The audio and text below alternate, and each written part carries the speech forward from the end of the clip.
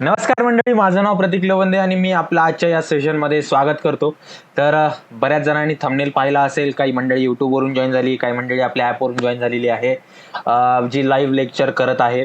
Okay, तो हेच lecture जे आहे आपल्या युट्यूबला जात असतं, युट्यूबवर पण लाईव्ह स्ट्रीमिंग होत असते. तर मंडळी, तुमच्या दोघांचं मी स्वागत करतो. तर आजचा जो तडकता फडकता विषय आहे तो काय आहे, एकदम आपल्याला जे आहे बिगिनरसाठी किंवा जे मार्केटमध्ये नवीन आहेत किंवा ज्यांना मार्केटचं जे चार्ट वगैरे आहेत हे जरा नवीन आहेत, अशा लोकांसाठी, अशा विद्यार्थ्यांसाठी ट्रेडिंगचा जो काही पहिला टप्पा असतो तो म्हणजे स्टॉक इक्विटी इंट्राडे. म्हणजे काय स्टॉक इक्विटी इंट्राडे? तर त्याच्यामध्ये आपण कशी सुरुवात केली पाहिजे, कोणते कोणते फॅक्टर बघितले पाहिजेत, त्याच्यानंतर त्याच्यासाठी जी स्ट्रॅटेजी आहे ती स्ट्रॅटेजी सोबतच आज आपल्याला स्टॉक स्क्रीनर सुद्धा बघायचा आहे. म्हणजे आज मी तुम्हाला काय शिकवणार आहे, पहिले कॉन्सेप्ट शिकवणार आहे. कॉन्सेप्ट शिकवल्यानंतर त्याच्याशी रिलेटेड जी आहे स्ट्रॅटेजी शिकवणार आहे.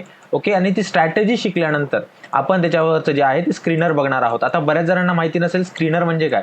तर मंडळी लक्षात घ्या, स्क्रीनर म्हणजे एक अशी वेबसाईट असते किंवा असं काहीतरी कोड केलेलं लँग्वेज असते की ज्यामुळे काय होतं की आपल्याला आयते स्टॉक भेटतात जे स्टॉक इंट्राडेसाठी चांगले आहेत आणि ते स्टॉक आपल्या स्ट्रॅटेजीमध्ये बसतात.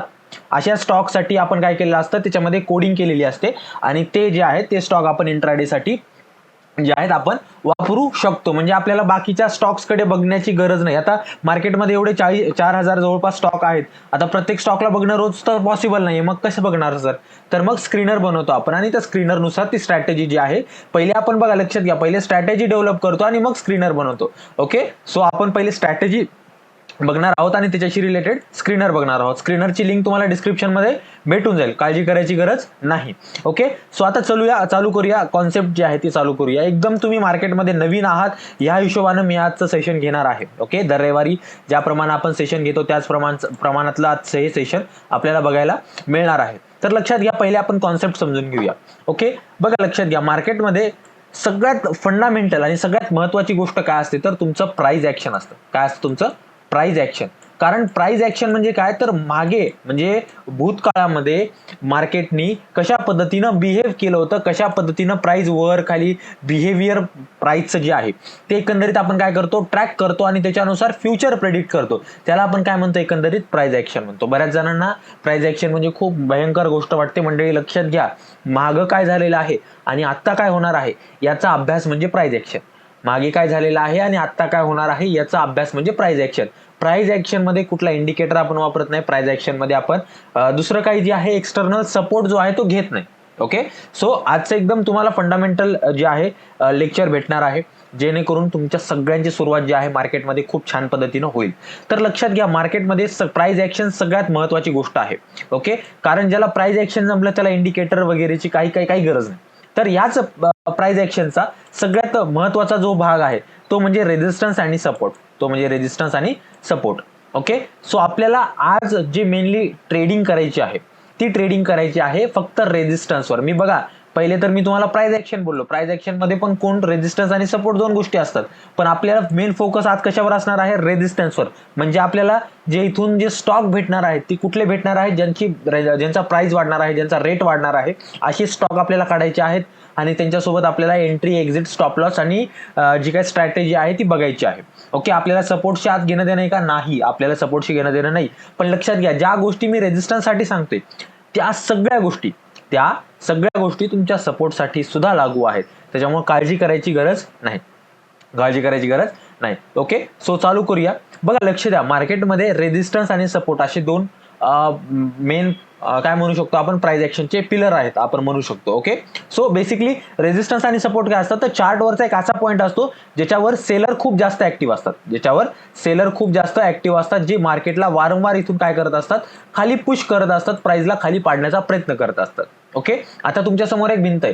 तुम्ही एक रस्त्याने जात आहात आणि तुम्हाला डावीकडे जाता येत नाही, उजवीकडे जाता येत नाही, तुम्हाला फक्त पुढे किंवा मागे जाता येतं. आता तुम्ही पुढे जात आहात, तुमच्या समोर एक भिंत आहे, तर जोपर्यंत ती भिंत तुटणार नाही तोपर्यंत तुम्ही पुढे जाऊ शकतात का? नाही. तसंच मार्केटमध्ये पण समजा ही एक भिंत आहे, ही काय आहे, ही भिंत आहे, ही भिंत तुटल्याशिवाय मार्केटमध्ये प्राइस वाढेल का? नाही. ओके, आता भिंत तोडायला वेळ लागेल का? यस, डेफिनेटली लागेल. त्याच्यामुळे बऱ्याच वेळेस आपल्याला असे काही स्टॉक्स भेटतात जे रेजिस्टन्सवर खूप जास्त टाइम स्पेंड करतात. ओके, आणि त्या टाइम स्पेंड केलेल्या स्टॉक मध्ये जे ब्रेकआउट भेटतं, मोमेंटम भेटतं, ते खूप छान असतं, ते खूप छान असतं. ओके, तर बघा लक्षात द्या, रेजिस्टन्स तुमचा जो असतो, ओके, रेजिस्टन्स तुम्ही कुठलाही मार्क करा, राईट, तर त्याची मार्क करण्याचे काही रूल्स हे तुमच्या डोक्यामध्ये फिट पाहिजेत. काय पाहिजेत? तुमचा जो रेजिस्टन्स आहे तो कमीत कमी किती वेळेस टेस्ट झाला पाहिजे? 3 वेळेस टेस्ट झाला पाहिजे, म्हणजे 3 वेळेस तो टेस्ट झाला पाहिजे. ओके, म्हणजे तुम्ही जो रेजिस्टन्स लावत आहात, तुम्ही जो रेजिस्टन्स मार्क केलेला आहे तो कमीत कमी किती वेळेस टेस्ट झालेला पाहिजे? तो कमीत कमी 3 वेळेस टेस्ट झालेला पाहिजे. त्याच्यानंतर तो 4थ्या वेळेस त्यानं ब्रेकआउट दिलं किंवा 5व्या वेळेस किंवा 6व्या वेळेस, तर ते ब्रेकआउटवर आपण ट्रेड घ्यायचा. अनटिल अँड अनलेस आपल्याला 3 वेळेस तो रेजिस्टन्स जो आहे तो टेस्ट करून 4थ्या वेळेस ब्रेकआउट देत नाही, तोपर्यंत आपला ट्रेड बनणार नाही. ओके, कारण बऱ्याच जणांचं असतं की सर आता रेजिस्टन्स आहे, तर एकदा खाली आला, आता इथं ब्रेक केल्यानंतर मी एंट्री घेतो. लक्षात घ्या, प्रॉब्लेम काय माहिती का, की इथले जे सेलर आहेत हे वीक झालेले नाहीयेत, ते प्राइसला इथून पण खाली पाडू शकतात. त्यामुळे तुम्ही इथे एंट्री घेतलेली असती, थोडासा प्रॉफिट होतो आणि मग पुन्हा नंतर तुमचा स्टॉप लॉस हिट होऊन जातो. ओके, तर तुम्हाला तिथं अडचणी येऊ शकतात, तुम्हाला तिथं काय होऊ शकतात? अडचणी येऊ शकतात. ओके, तर तू एक कमेंट आलेली आहे, तर विचारत आहेत की सर विचारत आहेत की त्यांचे कॅपिटल किती पाहिजे. लक्षात घ्या, स्टॉक इक्विटी इंट्राडे ही तुमच्यासाठी सुरुवात आहे. स्टॉक इक्विटी इंट्राडे काय आहे? ही तुमच्यासाठी खूप एक छान सुरुवात मी म्हणू शकतो मार्केटमध्ये ट्रेडिंगला सुरुवात करण्यासाठी.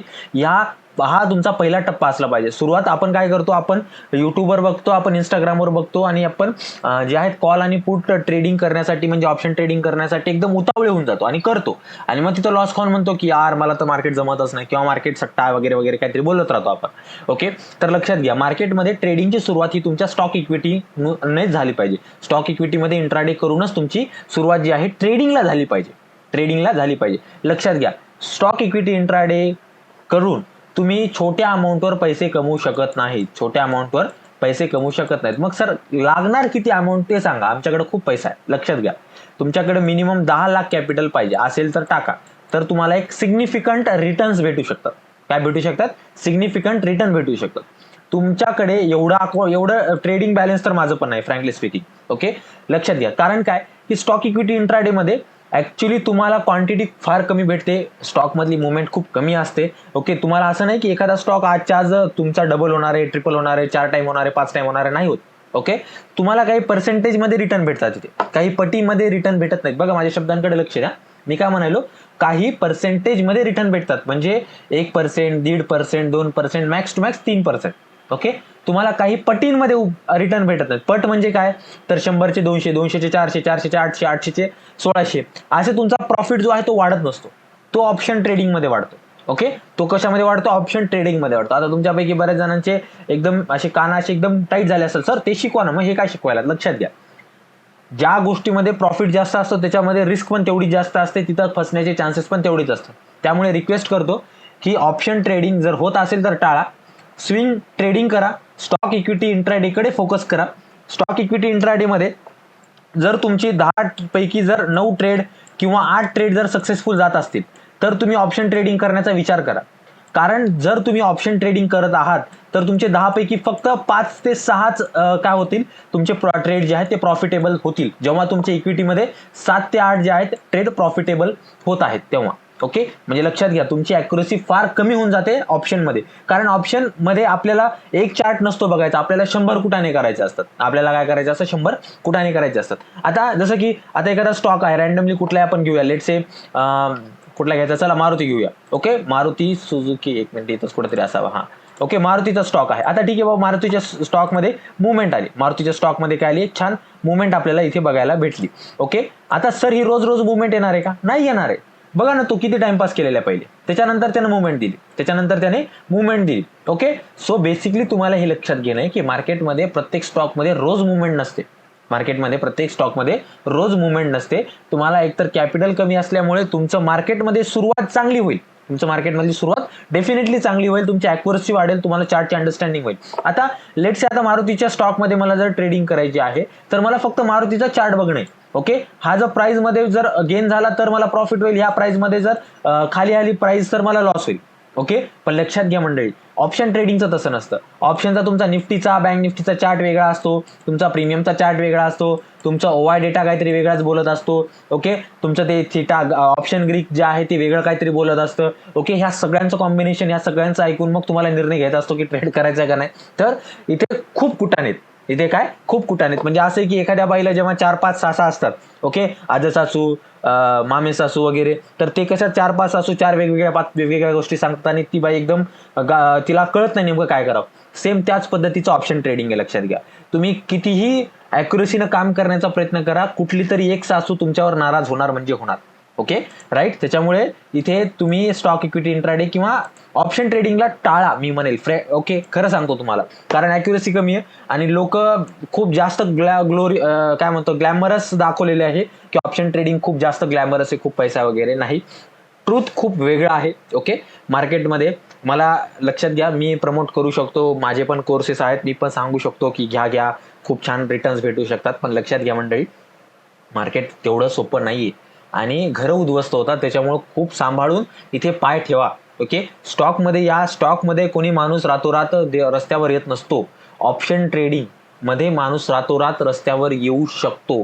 कृपया करून त्याच्यामुळे हात जोडून सांगतो तुम्हाला मी.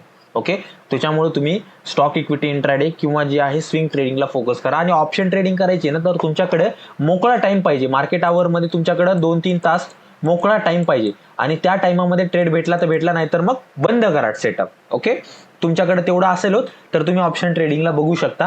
पण सुरुवात तुमची ही इक्विटी इंट्राडे पासून झाली पाहिजे. इक्विटी इंट्राडे म्हणजे काय, तर जे आपण स्टॉकमध्ये इंट्राडे करत असतो त्यालाच आपण इक्विटी इंट्राडे सुद्धा म्हणतो. तर ते तुम्हाला करायचं आहे. ओके, सुरुवात. कारण काय, चार्ट मार्केटमध्ये कशा पद्धतीनं बघायचा हे आपल्याला स्टॉक इक्विटी इंट्राडे खूप छान पद्धतीनं सांगतं. आणि काय होतं माहिती आहे का, इथे आपल्याला टाइम भेटतो डिसिजन घेण्यासाठी. त्याच्यामुळे आपण इथे छान डिसिजन घेऊन आपली एंट्री एक्झिट स्टॉप लॉस छान पद्धतीनं प्लॅन करू शकतो. Okay, so back to topic. आपण थोडंसं टॉपिकच्या वेगळं गेलतो. ओके, तर बॅक टू टॉपिक येऊया. तर लक्षात घ्या, रेजिस्टन्स आहे, हा रेजिस्टन्स कमीत कमी किती वेळेस टेस्ट झाला पाहिजे, 3 वेळेस टेस्ट झाला पाहिजे. तो 4थ्या-5व्या वेळेस जर त्यानं ब्रेक दिला तर आपण तिथं काय करू शकतो, एंट्री जी आहे ती प्लॅन करू शकतो. एंट्री जी आहे ती इथे प्लॅन करू शकतो. पण त्याच्या आधी प्लॅन करायची का, नाही, त्याच्या आधी प्लॅन करायची नाहीये. सो मी एंट्रीचा तुम्हाला पॉईंट सांगितला की नेमकं एंट्रीसाठी तुम्हाला रेजिस्टन्स कसा बघायचा. आता इथेच बघा, योगायोग मारुतीचा स्टॉक आहे, आपल्याला इथे दिसतोय. इथे बघा, एकदा रेजिस्टन्स भेटला, इथून प्राइस खाली पडला. बघा, इथून एकदा रेजिस्टन्स भेटला, इथून प्राइस खाली पडला. बघा, इथून एकदा रेजिस्टन्स भेटला, इथून प्राइस खाली आला. इथून एकदा रेजिस्टन्स भेटला, इथून प्राइस खाली आला. म्हणजे इथेच बघा, तुम्हाला 3 ते 4 वेळेस काय भेटला, रिजेक्शन भेटलेला आहे. आता सर ह्या रिजेक्शनला, आता समजा जर मी इथे एक रेजिस्टन्स मार्क केला, आता उद्याच्याला ह्या लेवलला जर तोडलं मार्केटने, तर मी ट्रेड करू शकतो का, यस, 100% करा. लक्षात घ्या, मार्केटमध्ये कुठलं सेटअप तुमचं 100% प्रॉफिट देणार नाही. ओके, तुम्हाला काहीतरी कधीतरी लॉस घ्यावाच लागेल. मार्केटमध्ये गॅरंटी नावाची गोष्ट नाहीच आहे. तुम्हाला जर कोणी म्हणत असेल की आमच्याकडे खूप म्हणजे तुम्हाला आम्ही 100% प्रॉफिटवाली स्ट्रॅटेजी वगैरे शिकू वगैरे, तर तसं काही नसतं मंडळी. ओके, काही गोष्टी आहेत ज्याच्यात तुम्ही थोडंसं चेंजेस करून तुमचे लॉसेस खूप मिनिमाइज करू शकता. पण मार्केटमध्ये 100% ॲक्युरेसी वाली गोष्ट नाहीये. ओके, त्यामुळं कोणी जर म्हणत असेल तर तो माणूस तुम्हाला येड्यात काढतोय, हे तुम्हाला सांगणं काम आहे. ॲज अ शिक्षक, ॲज अ मेंटॉर, ते मी सांगतोय तुम्हाला. आता इथे बघा, हा रेजिस्टन्स तुमचा 3 वेळेस टेस्ट झालेला आहे. आता उद्याच्याला जर समजा एक ग्रीन कॅन्डल इथे क्लोज झाली, कुठल्या टाइम फ्रेमवर, 15 मिनिटाचा. अजून एक महत्वाची गोष्ट, टाइम फ्रेम कुठला वापरावा, तर लक्षात घ्या, 15 मिनिटाचा टाइम फ्रेम हा तुमचा एंट्री एक्झिट स्टॉप लॉस साठी टाइम फ्रेम असला पाहिजे. एंट्री एक्झिट साठी जो काही टाइम फ्रेम आहे तुमचा, तो किती असला पाहिजे, 15 मिनिट असला पाहिजे. त्याच्यापेक्षा छोट्या टाइम फ्रेमवर जायचं का इक्विटी इंट्राडेला नाही. कारण काय, इक्विटी इंट्राडेमध्ये छोट्या छोट्या मुवमेंट असतात, तर त्या मुवमेंटमध्ये आपल्याला अडकून नाही पडायचं. आपल्याला मोठी मुवमेंट कॅप्चर करण्यासाठी 15 मिनिटाचा टाइम फ्रेम एकदम सुटेबल टाइम फ्रेम आहे. ओके, तर 15 मिनिटाच्या टाइम फ्रेमवर येऊन आपण काय करायचे, तर असे स्टॉक शोधायचे ज्यांच्यामध्ये जो आहे आपला जो स्टॉक आहे तो कमीत कमी 3 वेळेस टेस्ट झालेला पाहिजे. किती वेळेस टेस्ट झालेला पाहिजे, 3 वेळेस टेस्ट झालेला पाहिजे. आणि त्याच्यानंतर तो आपल्याला कधी शोधायचा आहे, आज मार्केट बंद झालं, आज मार्केट 3:30ला बंद झालं, तर आपली जी रिसर्च आहे ती आज रात्री किंवा आज रात्रीपर्यंतच झाली पाहिजे. म्हणजे उद्याच्याला जेव्हा सकाळी 9:15ला मार्केट खुलेल, तेव्हा आपल्याला डायरेक्ट फक्त एंट्री, एक्झिट आणि स्टॉप लॉस या 3च गोष्टी करायच्यात आपल्याला. आपल्याला जास्त डोकं तिथं लावायचे का नाही.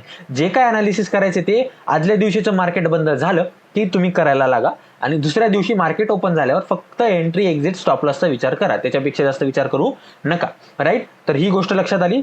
त्याच्यानंतर बघा, मार्केटमध्ये एंट्रीचा पॉईंट जो आहे तो जर चुकला, तर तुमचं लॉसेस वाढतात. तुमचे लॉसेस वाढले की तुमचं रिस्क मॅनेजमेंट खराब होतं. आता मार्केटमध्ये जेव्हा ट्रेडिंग करतायत तुम्ही, ओके, मी असं समजतोय की तुमची ही सुरुवात आहे ट्रेडिंगची, इंट्राडे ट्रेडिंगची, किंवा नसेल सुद्धा, तुम्ही ऑप्शन ट्रेडिंग करून लॉस जरी केलेला असेल तरी पण ही गोष्ट आहे का तुमच्या खूप कामाची आहे. लक्षात घ्या, मार्केटमध्ये जेव्हा तुम्ही इंट्राडे करता तेव्हा तुम्हाला रिस्क मॅनेजमेंट, कुठली ट्रेडिंग करा तुम्ही, रिस्क मॅनेजमेंट खूप जास्त मेन असतं तुमचं. ओके, तुमचं रिस्क मॅनेजमेंट खूप जास्त काय म्हणू शकतो की एक इम्पॉर्टंट पिलर आहे. ओके, जर तो पिलर तुम्ही जर नीट सांभाळला नाही तर तुमचं घर पडू शकतं, म्हणजे तुमचं जे कॅपिटल आहे ते कोलॅप्स होऊ शकतं. रिस्क मॅनेजमेंटमध्ये सगळ्यात महत्वाची आणि सगळ्यात मोठी चूक बरेच जण काय करतात माहितीये का, तुमचं ब्रोकरेज किंवा जे काही चार्जेस आहेत ते तुम्ही ऍड करत नाही तुमच्या रिस्कमध्ये. लक्षात घ्या, ब्रोकर तुम्हाला काही फुकट ट्रेड देणार नाहीये. ओके, तुम्हाला काही फुकट ट्रेड घेऊ देणार नाही किंवा एक्झिट करू देणार नाहीये. तो त्याचे चार्जेस घेणार आहे. दुसरी महत्वाची गोष्ट, ब्रोकर सोबत सेबी वगैरे जे काही ट्रान्झॅक्शन चार्जेस, एनएससीचे चार्जेस, बीएससीचे चार्जेस, जीएसटी, स्टॅम्प ड्युटी वगैरे जे काही चार्जेस लागतात ते सगळे चार्जेस तुमच्या रिस्कमध्ये इन्व्हॉल्व्ह झाले पाहिजे. आणि ती रिस्क इन्व्हॉल्व्ह झाल्यानंतरच तुम्हाला काय करायचं, रिवॉर्डचा विचार करायचा आहे. म्हणजे जर समजा तुमची मॅक्सिमम लॉस घेण्याची कपॅसिटी समजा ₹250 आहे, मॅक्सिमम लॉस घेण्याची कपॅसिटी तुमची समजा ₹250 आहे, तर लक्षात घ्या, या ₹250 तुमचं सगळं झालं पाहिजे. तुमचा लॉस प्लस तुमचं ब्रोकरेज प्लस तुमचं काय म्हणतो आपले चार्जेस वगैरे ते सगळं आलं पाहिजे. ओके, त्यामुळे तुमचं फोकस असलं पाहिजे की तुम्हाला मॅक्सिमम लॉस किती करायचा आहे, आणि त्या मॅक्सिमम लॉस मध्ये तुमचं ब्रोकरेज पण तुम्ही कन्सिडर करा, तुमचे बाकीचे चार्जेस पण एक कन्सिडर करा. कारण काय होतं, आपलं कॅपिटल छोटा असतं, आपण सुरुवात करतो मार्केटमध्ये आणि आपण ह्या ब्रोकरेज वगैरेला कन्सिडर करत नाही. तर तिथं काय होतं माहिती का, हे ब्रोकरेज छोटं असतं, ₹50-60, ₹70 ब्रोकरेज असतं, पण इक्विटीमध्ये आपल्याला मोठे प्रॉफिट पण होत नाहीत. हे पण महत्वाची गोष्ट आहे. इक्विटीमध्ये आपल्याला खूप भयंकर असे मोठे प्रॉफिट आपण एक्सपेक्ट नाही करू शकत. ओके, तर त्या परिस्थितीमध्ये आपल्याला छोटे जे लॉसेस आहेत, छोटे जे चार्जेस आहेत, हे सुद्धा खूप जास्त मॅटर करतात, जे आपल्याला जाऊ द्यायचे नाहीत. आणि तुम्ही मोठ्या लेवलवर जेव्हा काम करताना मंडळी, तेव्हा तुमचे जे चार्जेस म्हणजे जे काय म्हणू शकतो आपण, गव्हर्नमेंट जे तुमच्याकडून चार्ज करते ते खूप जास्त असतं. त्यामुळे तिथं ब्रोकरेज, तुमचं अमाऊंट वाढलं की तुमचं ब्रोकरेज वाढतं, ब्रोकरेज नाही वाढतं, ऍक्च्युअली चार्जेस वाढतात. ओके, सो तुम्हाला ते पण माहिती असणं गरजेचं आहे. राईट, सो हे महत्वाच्या गोष्टी होत्या, त्या सांगितल्या मी तुम्हाला. एंट्री अतिशय महत्वाची गोष्ट आहे, तुम्हाला ती तिथं घ्यायची आहे. ओके, व्यवस्थिशीर घ्यायची आहे, त्याच्यामध्ये हायघाय करायला नकोय. ओके, तर रेजिस्टन्सचा मी पॉईंट सांगितला. ओके, एंट्रीचा सांगितला. त्याच्या आधी पुढे जाण्याआधी आपल्याला जे आहे, हा माझा व्हॉट्सअप ग्रुप आहे, जर तुम्ही जॉईन केलेला नसेल तर जॉईन करा. याच्यामध्ये जे तुम्ही टॉपिक टाकता त्याच टॉपिकवर आपण सेशन घेत असतो. ओके, सो याची लिंक तुम्हाला डिस्क्रिप्शन मध्ये मिळून जाईल. ओके, त्याच्यामध्ये जे काय मार्केट अपडेट असतात ते मी तुम्हाला टाकत असतो. बघा, मार्केट अपडेट म्हणजे मी काय कॉल वगैरे प्रोव्हाइड नाही करत, मी जस्ट माझा एक अभ्यास टाकतो की नेमकं मार्केटमध्ये काय व्हायला पाहिजे, काय नाही व्हायला पाहिजे. जसं की काल मी चार्ट शेअर केला होता, 54,152 ची लेवल महत्वाची आहे. ओके, बँक निफ्टीची. ओके, सो आता तुम्ही बघा, 54,152 ची जी लेवल होती ती कुठं होती, जवळपास इथे. जर मी हॉरिझॉन्टल मारली, ओके, 54,152 ची लेवल जवळपास अराउंड इथेच कुठेतरी ती लेवल होती. ओके, सो ही लेवल ब्रेक झाल्यानंतर एक चांगली मुवमेंट आपल्याला नंतर बघायला भेटली. थोडंसं त्यांनी बोर केलं, त्याच्यानंतर त्याने चांगली मुवमेंट दिली. तर अशा पद्धतीचे जे काही असतात त्या गोष्टी मी तुम्हाला इथे टाकत असतो. ओके, त्याच्यासोबतच अजून एक नवीन उपक्रम जो आहे तुम्ही चालू केलेला आहे. ओके, तो काय आहे, तर स्विंग ट्रेड डिस्कशन क्लास चालू केलेला आहे, ज्याच्यामध्ये स्विंग ट्रेडिंगचे जे डिस्कशन आयडियाज असतात ते मी तिथं आपल्यासोबत शेअर करणार आहे. ओके, तिथे कम्युनिटी बेसिकली तयार करतोय मी. ओके, सो त्याची लिंक तुम्हाला डिस्क्रिप्शन मध्ये मिळून जाईल. ह्याच्यासाठी छोटीशी फीस मी तुमच्याकडून चार्ज करतोय, कारण ॲपमध्ये काही गोष्टी मेंटेन करण्यासाठी चार्जेस लागतात. ओके, तर 499 तुम्हाला पर मंथ इथे चार्ज करणार आहे मी. ओके, तर तुम्ही व्यवस्थितशीर त्याच्यावर जाऊन जे आहे, खूप छोटी अमाऊंट आहे मला वाटतं असं, कारण जे काही मंडळी शिकण्यासाठी जे एवढे मोठे फीस देतात, तर ही फीस मला वाटते कमीच आहे. तर डिस्कशन क्लास आहे हा. ओके, सो याच्यामध्ये आपण स्विंग ट्रेडिंगच्या आयडिया डिस्कस करणार आहोत. आणि जर तुम्हाला स्विंग ट्रेडिंग करायची असेल तर मंडळी, आपण स्विंग ट्रेडिंगचा क्लास सुद्धा घेतलेला आहे, त्याची पण लिंक तुम्हाला डिस्क्रिप्शन मध्ये मिळेल. ह्याच्यामध्ये मी जवळपास 6 स्ट्रॅटेजी शिकवलेल्या आहेत. ऍक्च्युली 5 म्हणलो होतो मी, पण 6 स्ट्रॅटेजी शिकवल्यात आणि जवळपास 5 स्टॉक स्क्रीनर मी तुम्हाला दिलेले आहेत. ओके, याची तुम्हाला फीस आहे फक्त ₹2200. ओके, हा कोर्स जवळपास ₹4000 आहे, पण अजूनही त्याच्यामध्ये कुपन ऍक्टिव्हेट आहेत काही, तर ते संपल्यानंतर, कुपन कोड संपल्यानंतर, म्हणजे स्विंग 15 हा कुपन कोड संपल्यानंतर तो कोर्स तुम्हाला 3999 ला भेटेल. याच्यामध्ये जे माझे स्टॉक स्क्रीनर आहेत हे तुमच्यासोबत लाईफ लॉंग राहतील. ओके, हे स्वतः मी डेव्हलप केलेले आहेत, याचे मी मंथली चार्ज करतो, पण हे तुम्हाला मी फ्री ऑफ कॉस्ट देणार आहे.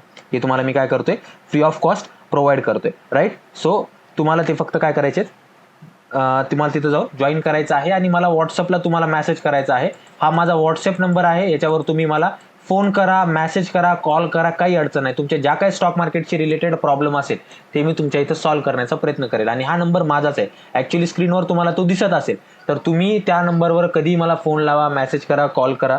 तुमचे जे काही अडचणी असतील त्या नक्की मी सॉल्व्ह करण्याचा प्रयत्न करेल स्टॉक मार्केटच्या. राईट, हा माझा नंबर आहे पर्सनली. ओके, हा कुठल्या ऑफिस वगैरेचा नंबर नाहीये. तुम्हाला जर वाटत असेल की जो नंबर आहे तो बेसिकली म्हणजे काय म्हणू शकतो आपण, कोणाचा वेगळा असू शकतो वगैरे, तर नाही. तुम्ही एकदा ट्राय करून बघा, फोन मेसेज करून बघा. तुम्हाला नक्कीच जे आहे मीच बोलताना दिसेल. तुम्ही म्हणा की प्रतीक बोलतोय काय, यस मीच प्रतीक बोलणार आहे. काळजी करायची गरज नाही, एवढं कॉन्फिडन्सनी कोणी सांगत पण नाही. राईट, सो चला पुढे चलूया. आता बघा, आपल्याला काय पाहिजे होतं, आपल्याला रेजिस्टन्स जवळ स्टॉक, आता काय पाहिजेत, आता रेजिस्टन्स जवळचे स्टॉक पाहिजेत. आता त्याच्यामध्ये आपल्याला जे आहेत एंट्री एक्झिट स्टॉप लॉस जे आहे ते बघायचं आहे. आता हे बघा, हे स्टॉक स्क्रीनर जे आहे ते मी इथं डेव्हलप केलेलं आहे. इथे जे आहे TWD म्हणजे आपला ट्रेडमार्क, म्हणजे काय, trade with Dronacharya, ready for breakout stock, intraday. Okay, EOD म्हणजे काय, एंड ऑफ द डे, म्हणजे मार्केटमध्ये दिवस संपला की दुसऱ्या दिवशीसाठी तुम्हाला हा जो स्टॉक, हा जो स्क्रीनर आहे हा काय देणार आहे, तुम्हाला स्टॉक काढून देणार आहे. हा काय देणार आहे, तुम्हाला स्टॉक काढून देणार आहे. लक्षात घ्या, आपल्याला अशा स्टॉकमध्ये ट्रेड करायचा आहे ज्याच्यामध्ये तुम्हाला ज्याची प्राइस जी आहे ती 150 असेल. किती असेल, 150 असेल. ज्याच्यामध्ये व्हॉल्यूम चांगला असेल, ज्याच्यामध्ये काय असेल, व्हॉल्यूम चांगला असेल. बघा लक्षात घ्या, 150 प्राइस असली पाहिजे, त्याच्यामध्ये नंतर व्हॉल्यूम चांगलं असलं पाहिजे, त्याच स्टॉकमध्ये आपल्याला इंट्राडे करायचे. काळजी करू नका, ह्या सगळ्या गोष्टी मी या स्टॉक स्क्रीनरमध्ये ऑलरेडी ऍड केलेल्या आहेत. तुम्हाला जस्ट रेडी टू यूज जे आहे ते स्टॉक स्क्रीनर भेटणार आहे. हे तुम्हाला जवळपास बघायला गेलं तर तुमच्या म्हणजे डिस्क्रिप्शनमध्ये ह्याची लिंक तुम्हाला भेटून जाईल. तुम्हाला तिथून काढून घ्यायचे हे, म्हणजे तुम्हाला हे लिंक जी आहे ती सेव्ह करून ठेवायची तुमच्याकडे. आता बघा, हा जो स्टॉक आहे, स्टॉक स्क्रीनर आहे, हा तुम्हाला रोजचे खूप जास्त स्क्रीनर म्हणजे स्टॉक काही काढून देणार नाही. म्हणजे एकदम म्हणजे रोज 15-15, 20-20 स्टॉक, खूप झालं 10 ते 12 स्टॉक तुम्हाला मॅक्सिमम देऊ शकतो तो. किती, मॅक्सिमम. कारण तेवढं याचा क्रायटेरिया एवढा टाईट केलेला आहे मी की ज्यामुळे जास्तीत जास्त तुम्हाला स्टॉक इथे भेटणारच नाही. कधी कधी 1 किंवा 2 स्टॉक सुद्धा तुम्हाला भेटू शकतात. ओके, पण लक्षात घ्या, रोज मार्केट संपल्यानंतर तुम्हाला ह्याच्यामध्ये काय करायचं, स्कॅन करायचं आहे आणि हे स्कॅन केल्यानंतर तुम्हाला हे स्टॉक तिथे भेटणार आहे. ह्याच्यापैकी कुठलाही स्टॉक निवडा, तुम्हाला त्याच सेटअपमध्ये बसणारा स्टॉक भेटेल. लक्षात घ्या, सेटअप आपल्याला आपण स्वतः बनवलेलं आहे. आता ह्या ऍपला हे जे स्टॉक स्क्रीनर आहे ह्याच्यामध्ये कोडिंग केली, मशीन आहे, याला तेवढं काही कळत नाही. ओके, याला आपण सांगितलेलं आहे की प्राइस अशी मुवमेंट पाहिजे, तशी मुवमेंट पाहिजे.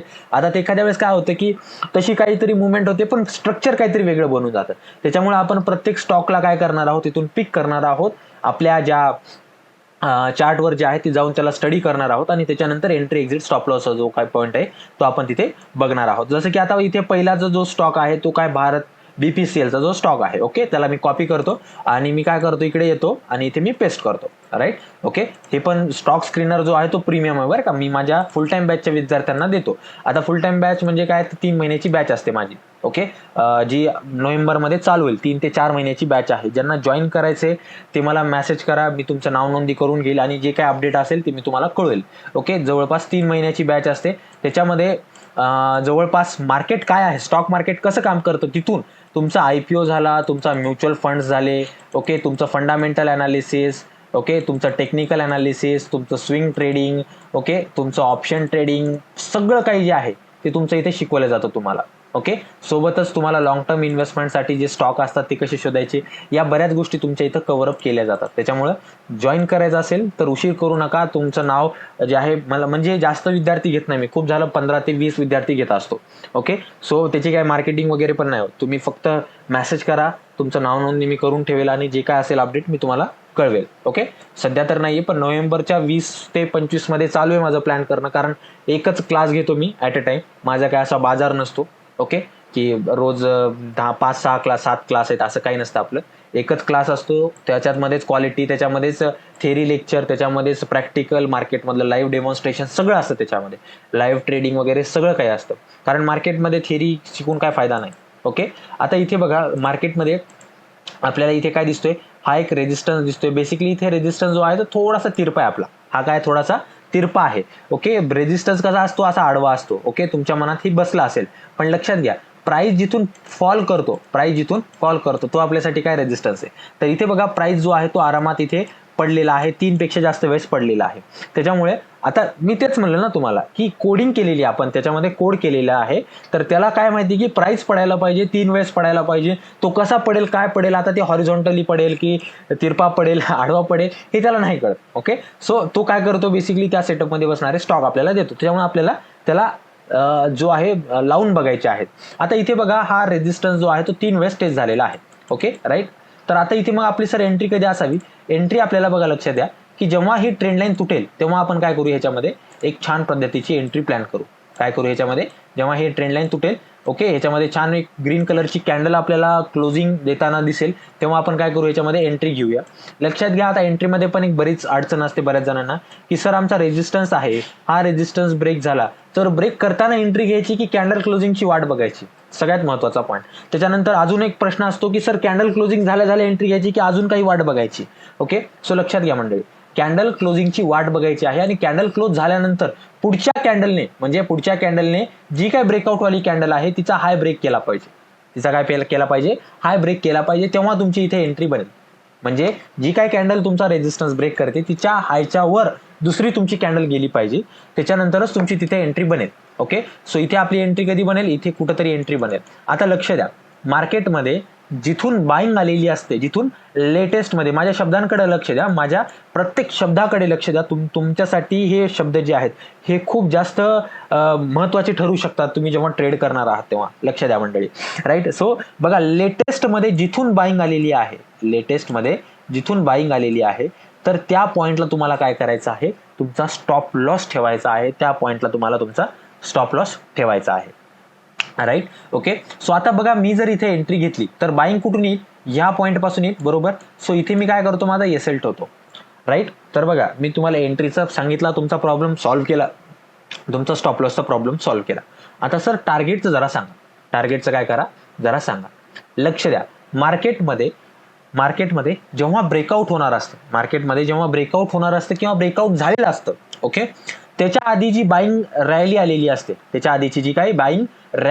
असते, ती बघा, ती किती पॉईंटची आलेली आहे. जसं की इथे बघा, ही जी बाईंग रॅली आहे जवळपास ऑलमोस्ट 12 रुपये जवळपासची दिसती मला, 3.5% दिसतीये. ओके, सो आपण एवढा मोठं नाही विचार करायचा. आपण काय करूया की याच्यामध्ये जवळपास 12 रुपयाची मुवमेंट म्हणजे किती होतं की जेव्हा ब्रेकआउट झालं तेव्हापासून आपल्याला मोजावं लागणार आहे. बघा लक्ष द्या, ह्याच्यामध्ये अजून एक महत्वाचा पॉईंट, जेव्हा ज्या लेवलला आपला रेजिस्टन्स आहे तिथूनच पुढे 12 पॉईंट आपल्याला मोजायचे आहे. तर 12 पॉईंट आपण जर मोजले तर जवळपास लाईन कुठे येते, जवळपास अराउंड इथे कुठेतरी लाईन येते, बरोबर. ओके, तर भेटेल आपल्याला, असं म्हणत नाही मी टार्गेट इथे भेटणार नाही, भेटेल. ओके, पण बघा लक्ष द्या, काय होतं बऱ्याच वेळेस, आता बीपीसीएल जो स्टॉक आहे सॉरी हा जो स्टॉक आहे बेसिकली हा ऑल टाइम हायला, म्हणजे त्याच्या आतापर्यंतच्या हायला तो काय करतोय, ट्रेड करतोय. ओके, सो वरी आपल्यासाठी काही रेजिस्टन्स नाहीये. त्यामुळे आपण थोडंसं काय करायचं की जे काही टार्गेट आहे त्याच्यामध्ये सुद्धा आपण काय करूया की जेवढी आपली रिस्क आहे तेवढा आपण पहिले टार्गेट ठेवूया. जसं की लेट्स से आपण इथे जर एंट्री घेतली या पॉईंटला, तर आपला स्टॉप लॉस किती रुपयाचा, जवळपास 5.5 रुपयाचा स्टॉप लॉस आहे. तर मी काय म्हणतो, वरी आपण काय करू, पहिले 5.5 रुपयाचं टार्गेट ठेवूया. Okay, right. तर जेवढी रिस्क तेवढं पहिले प्रॉफिट बुक केला की मग बाकीचं निवांत पुढे चालू देऊ, जेवढा प्रॉफिट भेटेल तेवढा प्रॉफिट भेटेल, नाही भेटला तर आपली जेवढी रिस्क आहे तेवढा तर आहे, आपण तेवढं बुक करून बाजूला पडू शकतो. राईट. सो इथे आपण काय केलं, एक छोटासा टार्गेट पहिले बुक केलं. जेव्हा बघा लक्षात घ्या, मार्केटमध्ये आता 3%, 2%, 1%ची मुवमेंट म्हणजे छोटी गोष्ट नसते. जेव्हा तुम्ही विचार करता की सर आपल्याला 2, 4, 5 रुपयाची तर मुवमेंट भेटते, लक्षात घ्या, ह्या 2, 4, 5 रुपयाची मुवमेंट मागे खूप मोठी गोष्ट असते. ह्या कंपनीचं पूर्ण भांडवल बदलू शकतं जर 2 रुपयाची मुवमेंट आली, 5 रुपयाची मुवमेंट आली, 10 रुपयाची मुवमेंट आली. जर एखादा स्टॉक 100 रुपयाला आहे आणि त्या कंपनीचं पूर्ण भांडवल जर 1 करोड आहे आणि तो जो स्टॉक जो 5% जर चढला तर त्या कंपनीचं भांडवल पण 5%नं चढतं. त्या कंपनीचं भांडवल पण 5%नं, म्हणजे 1 करोडची कंपनी 1 करोड 5 लाखाला होऊन जाते. ओके, सो आपण विचार छोटा करतो. लक्षात घ्या, मार्केटमध्ये खूप मोठ्या गोष्टी आहेत, आपल्याला मोठा विचार करणं गरजेचं आहे. राईट. सो आपण हा एक स्टॉक बघितला.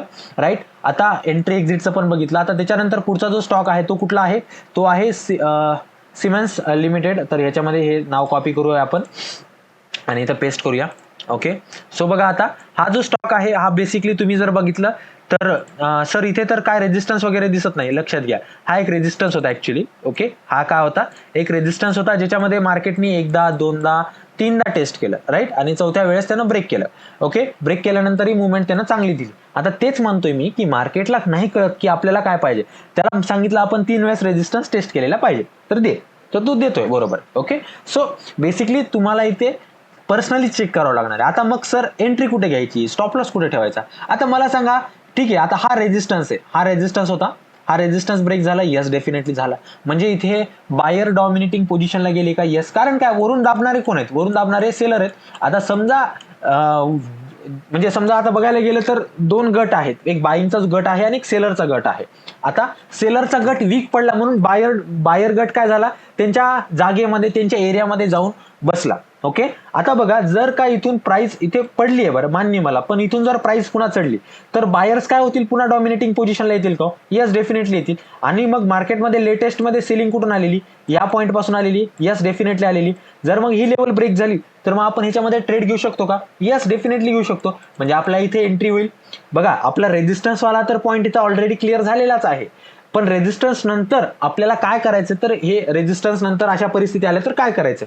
बऱ्याच वेळेस तुम्हाला असं भेटणार की सर आमचा रेजिस्टन्स 3 वेळेस टेस्ट झालेला आहे आणि वर गेलं, तर वाट बघा, एक तर तो खाली येऊन पुन्हा वर जाईल, किंवा त्याच्यामध्ये अजून एक परिस्थिती काय निर्माण होऊ शकते की तो 3 वेळेस टेस्ट झालेला आहे, ब्रेकआउट करेल, ब्रेकआउट केल्यानंतर तो जरा साईडवेज होऊन जाईल, म्हणजे काही मुवमेंट देणार नाही, आणि त्याच्यानंतर तो मुवमेंट देईल. या दोन्हीपैकी तुमच्याकडे समजा ए केस किंवा बी केस, दोन्हीपैकी कुठली जरी केस असेल तर लक्षात घ्या, हे तुमच्यासाठी खूप छान काय म्हणू शकतो आपण, साईन आहे की इथून येणारी मुवमेंट जी आहे ती स्ट्रॉंग आहे. इथून येणारी मुवमेंट जी आहे ती स्ट्रॉंग आहे. काऊन सांगू का तुम्हाला मंडळी, कारण मार्केटमध्ये इथे थोडासा पॉज भेटतोय, कारण का इथे वरचे जे सेलर आहेत ते अजून पण मार्केटमध्ये टॅकल करतात, खालचे बायर अजून पण मार्केटमध्ये आहेत, आणि त्याच्यानंतर फायनल ट्राय केल्यानंतर सेलरनी पुन्हा बायर जर मुवमेंट त्यांनी कॅप्चर केली, सॉरी बायर डॉमिनेटिंग पोझिशनला गेले, तर एकदम छान मुवमेंट आपल्याला तिथं कॅप्चर करता येईल.